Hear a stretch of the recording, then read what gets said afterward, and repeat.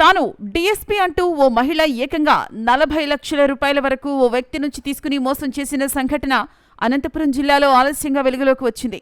కళ్యాణదుర్గం ముద్దినాయనపల్లి గ్రామానికి చెందిన సరస్వతి, అనంత గ్రామీణ ఆలమూరుకు చెందిన రంగనాయకులు పరిచయస్తులు. రంగనాయకులకు వరుసకు తమ్ముడు అయిన రామానాయుడు సరస్వతిని డీఎస్పీ అంటూ పరిచయం చేశాడు. తాను డీఎస్పీనని, తన పిల్లలకు ఆరోగ్యం సరిగా లేదని చికిత్స చేయించాలంటూ పలుమార్లు రామానాయుడుతో రంగనాయకుల ద్వారా 40 లక్షల రూపాయల వరకు డబ్బులు అప్పుగా తీసుకుంది. దీనికి సంబంధించి ప్రామిసరీ నోట్లను రామానాయుడుకు రాసి ఇచ్చినట్లు పోలీసులు తెలిపారు. అయితే కొంతకాలంగా డబ్బులు ఇవ్వకుండా ఇబ్బందులకు గురిచేస్తూ తాను డీఎస్పీనంటూ నిత్యం బెదిరింపులకు పాల్పడుతోందని బాధితుడు రామానాయుడు పోలీసులను ఆశ్రయించాడు. ఈ నేపథ్యంలో అనంతపురం రూరల్ పోలీసులు రామానాయుడు ఇచ్చిన ఫిర్యాదు మేరకు కేసు నమోదు చేశారు.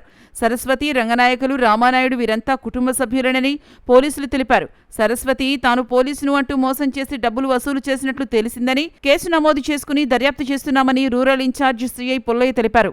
5వ తేదీ మే నెల 5వ తేదీ రామానాయుడు ఆలమూరు చెందిన వ్యక్తి వచ్చి ఫిర్యాదు ఇచ్చినాడు. సదరు ఫిర్యాదులో సరస్వతి అనే ఆమె పోలీస్ డిపార్ట్మెంట్లో పనిచేస్తున్నానని చెప్పేసి తనకు డబ్బులు అవసరం అని చెప్పి అతన్ని నమ్మించి ఆమె తన యొక్క బంధువైన రంగనాయకులు అనే వ్యక్తి ద్వారా పరిచయం అయింది.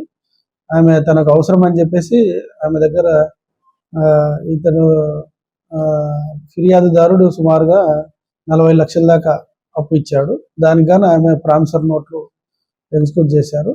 చాలా రోజుల నుంచి అడుగుతుంటే నా దగ్గర డబ్బు లేదు, మా తమ్ముడు సాఫ్ట్వేర్ ఇంజనీర్, మాకు ప్రాపర్టీస్ దండిగా ఉన్నాయని చెప్పేసి తిప్పించుకుంటూ చాలా రోజుల నుంచి 2023 నుంచి అతనికి డబ్బులు తిరిగి కట్టట్లేదు. సదరు రామానాయుడు ఇచ్చిన ఫిర్యాదు మేరకు కేసు నమోదు చేసి దర్యాప్తు చేయడం. పోలీస్ డిపార్ట్మెంట్లో పనిచేస్తున్నానని నమ్మించింది, కానిస్టేబుల్గా పనిచేస్తున్నానని.